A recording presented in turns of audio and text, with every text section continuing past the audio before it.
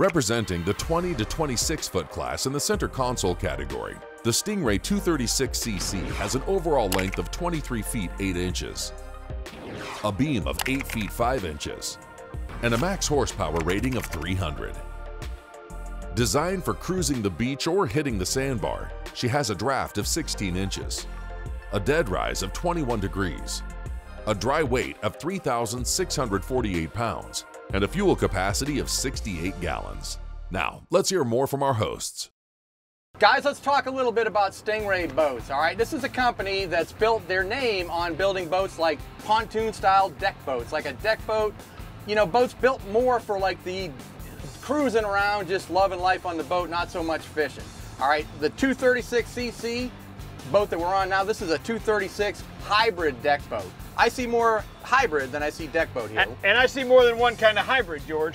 The trolling motor on the bow, you can fish it inshore in the mangroves. But look at all the room you've got back here, rod holders everywhere.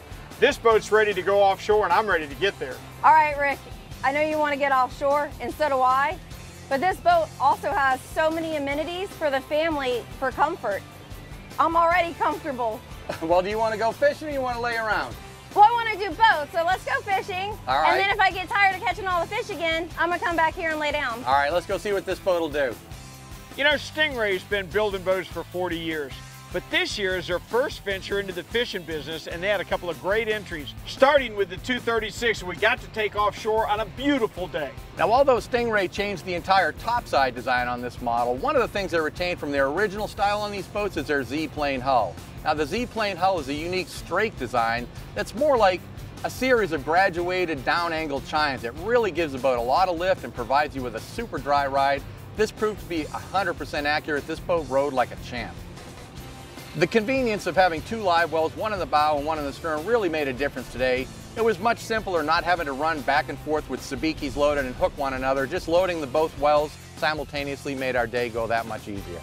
The 236 had a casting platform, but for me, it was the perfect height. I was up there throwing plugs, catching Spanish mackerel. The beach was alive with fish. Everywhere we looked, it seemed like we could see fish popping. Rick caught a Spanish mackerel, and we realized when the mackerel came to the boat, he did not like what he had for breakfast. That's okay. There was 2 washdowns on the boat, and they were actually right behind the bow seating. So easy access. I took the raw water hose, rinsed down the boat, got everything out of the way. We hooked another bait on and continued. Not only did that console behind the bow hold the hose for the water system, there's a tackle station there.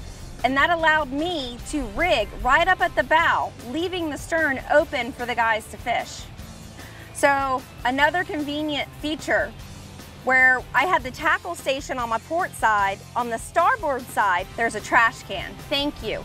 Who doesn't love a trash can on the boat? One of the features on the 236 that really jumped out at me at the dock was a unique transom design that they had.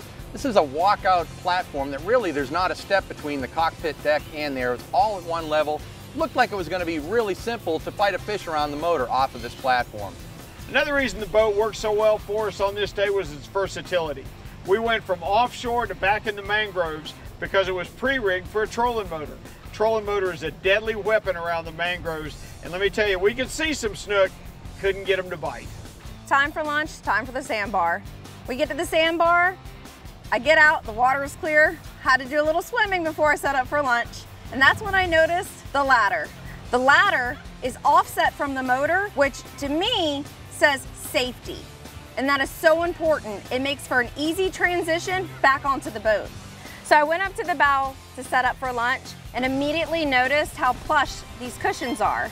And that's when I found out that Stingray uses 4-inch thick foam pads, where your standard is 2 to 3 inches. Since I spent most of my time at the wheel on the boat this day, one of the things that I really appreciated was the oversized hardtop. Now, this top provided a lot of shade for me, and it was a hot sunny day. I mean, South Florida weather, it always is, but this day in particular was really hot, and the extension aft made a huge difference in the amount of shade that it provided, and it came in really handy for me on this day.